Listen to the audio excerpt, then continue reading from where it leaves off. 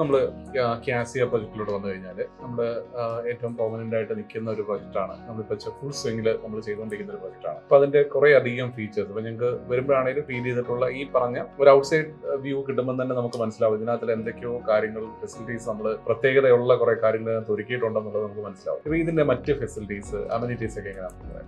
അത് ഞങ്ങളുടെ പരസ്യത്തിൽ തന്നെ പറയുന്നുണ്ടല്ലോ, 70% ഓപ്പൺ സ്പേസ്, 30% ആണ് ഈ ബിൽഡിങ്ങിന്റെ ഫുട് പ്രിന്റ് വരുന്നത്, ബാക്കിയെല്ലാം ഓപ്പൺ സ്പേസ് ആണ്. അതുകൊണ്ട് തന്നെയാണ് നമുക്കിത് ഫുൾ റൗണ്ട് ഡ്രൈവേ നമുക്കുള്ളത് കൊണ്ട്. അത് കൂടാതെ ഇതിൽ നിന്ന് മറ്റൊരു ഏരിയ ഏകദേശം ഒരു 20 സെന്റ് സ്ഥലത്തോളം ഓപ്പൺ ആയി കിടക്കുന്ന സ്ഥലത്താണ് ചിൽഡ്രൻസ് പാർക്ക്, ഗസീബോ, സ്വിമ്മിംഗ് പൂളും അതിൽ ഉൾപ്പെടുത്തിയിട്ടുണ്ട്. അതിനോടൊപ്പം സ്വിമ്മിംഗ് പൂള് ചേർന്ന് ഒരു ഹെൽത്ത് ക്ലബും. ആ ഹെൽത്ത് ക്ലബ്ബ് കൂടാതെ ഇതിനകത്ത് ഇൻഡോർ ആയിട്ട് ഒരു ഹെൽത്ത് ക്ലബ്ബും കൂടെ ഉണ്ട്. മറ്റത് സ്വിമ്മിങ്ങിനോട് ചേർന്ന് നിൽക്കുന്ന ഒരു ഹെൽത്ത് ക്ലബ്ബ്. അത് കഴിഞ്ഞ് സ്വിം ചെയ്ത് നമുക്കിപ്പോൾ അത് ഹെൽത്ത് ക്ലബിന്റെ ഭാഗമാണ് സ്വിമ്മിംഗ് പൂള്. അപ്പൊ അതുകൊണ്ട് അതിന് മാത്രമായിട്ടുള്ള ചെറിയൊരു ഹെൽത്ത് ക്ലബ്ബാണ് കൊടുക്കുന്നത്, ക്ലബ് ഹൗസ് ആയിട്ട്. അതിനോട് ചേർന്നുള്ള പാർക്കും സ്വിമ്മിംഗ് പൂളും അതൊരു അലങ്കാരമാണ്. എനിക്ക് തോന്നുന്നില്ല ഇവിടെ സാധാരണഗതിയിൽ അപ്പാർട്ട്മെന്റുകളിലെല്ലാം ബിൽഡിങ്ങിന്റെ മുകളിലാണ് സ്വിമ്മിംഗ് പൂൾ ഉണ്ടാവുക. ഇത് ഞങ്ങൾ ഗ്രൗണ്ടിൽ തന്നെയാണ് സ്വിമ്മിംഗ് പൂൾ കൊടുക്കുന്നത്.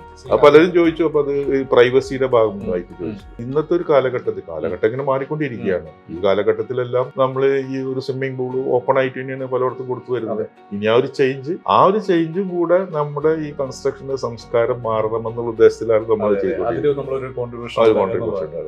ശരിയാണ്. ഇപ്പൊ നമ്മളിപ്പോ ഒരു റിസോർട്ടിൽ പോയാലും എത്ര ഹൈ എൻഡ് റിസോർട്ട് ആണെങ്കിലും അതെല്ലാം ഓപ്പൺ ആണ്. ഓപ്പൺ ആയിട്ട് തന്നെ അത് ഗ്രൗണ്ട് ഫ്ലോർ തന്നെയാണ് എല്ലാം. ഇൻഫിനിറ്റി പൂൾ എന്നൊരു കോൺസെപ്റ്റ് പലപ്പോഴും പലരും മുകളിൽ കേട്ടാനുള്ള മെയിൻ റീസൺ അവർക്ക് സ്ഥലമില്ല.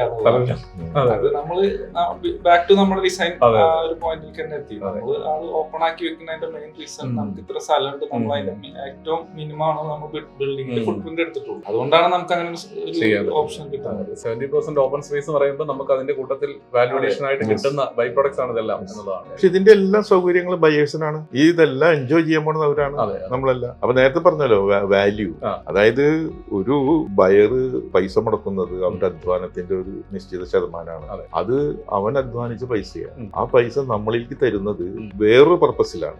ഈ പൈസ എല്ലാം നമ്മൾ തിരിച്ചു കൊടുക്കുന്നത്.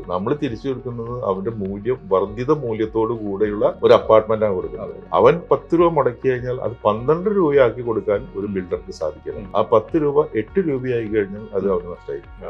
അവിടെ നമ്മൾ നമ്മളിപ്പോ ഈ പറഞ്ഞ പോലെ ഞങ്ങൾക്ക് തോന്നിയിട്ടുള്ള ഒരു കാര്യം വെച്ചാൽ എന്തൊക്കെയോ പ്രത്യേകതകൾ ഉണ്ടല്ലോ എന്ന് തോന്നുന്നു. പക്ഷെ നമ്മൾ അതിനകത്ത് എക്സ്പെർട്ടൈസ് ഇല്ലാത്ത ആൾക്കാരായതുകൊണ്ട് എന്തൊക്കെയാണ് ഇതിനകത്ത് എങ്ങനെയാണ് നമുക്ക് ആ പ്രത്യേകത തോന്നുന്നത് എന്ന് പറയാൻ സാധിക്കില്ല. അപ്പം ഈ പറയുന്ന പല കാര്യങ്ങൾ ഇപ്പൊ നമ്മൾ പറഞ്ഞ കൺസ്ട്രക്ഷൻ മെറ്റീരിയൽസ് ഉൾപ്പെടെയാണെങ്കിൽ ഫിറ്റിംഗ്സിന്റെ കാര്യങ്ങൾ നമ്മൾ പറഞ്ഞു, ടൈലിങ്ങിന്റെ കാര്യങ്ങൾ പറഞ്ഞു, ഇതല്ലാതെയും വേറെയും കുറെ കാര്യങ്ങളുണ്ടെന്ന് എനിക്ക് തോന്നുന്നു. അപ്പൊ അതിനെക്കുറിച്ച് ഒന്ന് ഡീറ്റെയിൽ ആയിട്ട് പറയാം. വേറെ എന്തൊക്കെ പ്രത്യേകതകളാണ് നമ്മുടെ പ്രൊജക്റ്റിൽ ഇന്റഗ്രേറ്റ് ചെയ്യുന്നത്? ഒരു എക്സാമ്പിൾ ഞങ്ങൾ പറയാം. ഞങ്ങളിപ്പോൾ ഒരു 1 ബെഡ്റൂം അപ്പാർട്ട്മെന്റ് ഇവിടെ എല്ലാ ഫ്ലാറ്റ് ഓണേഴ്സിനും കൂടെ ഫ്രീ കൊടുക്കുന്ന രീതിയിൽ കഴിഞ്ഞ പ്രോജക്റ്റിലും ഞങ്ങൾ കൊടുത്തിട്ടുണ്ട്. അത് നല്ലൊരു യൂസ്ഫുൾ ആയിട്ടുള്ള ഒരു അമ്യൂണിറ്റി ആയിട്ടാണ് ഞങ്ങൾക്ക് മനസ്സിലാക്കാൻ സാധിച്ചത്. അതിപ്പോ പുറത്തുനിന്ന് വരുന്ന ഒരാൾക്ക്, ഇവിടെ ഫ്ലാറ്റ് എടുത്ത ഒരാൾക്ക് പുറത്തുനിന്ന് വിളിച്ച് പറഞ്ഞു കഴിഞ്ഞാൽ ഒരു 1 day 3 days ഒക്കെ വേണമെന്നുണ്ടെങ്കിൽ ഈ അപ്പാർട്ട്മെന്റ് റെന്റിന് എടുക്കാം. അപ്പൊ അസോസിയേഷൻ അതൊരു കുഷൻ ഫണ്ടായിട്ട് ഇങ്ങനെ കിട്ടിക്കൊണ്ടിരിക്കുന്നത്. അപ്പൊ അങ്ങനെയുള്ള കാര്യങ്ങളാണ് ഞങ്ങൾ കൂടുതൽ ചെയ്യുന്നത്.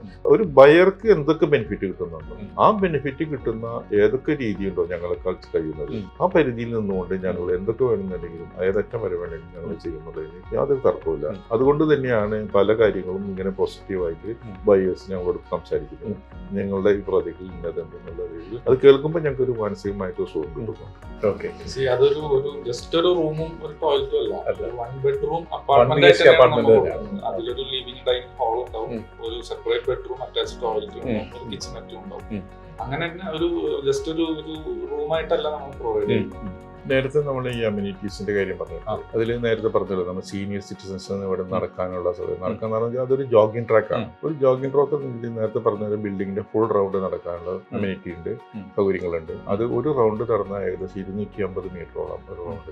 4 റൗണ്ട് നടന്നാൽ 1 കിലോമീറ്റർ.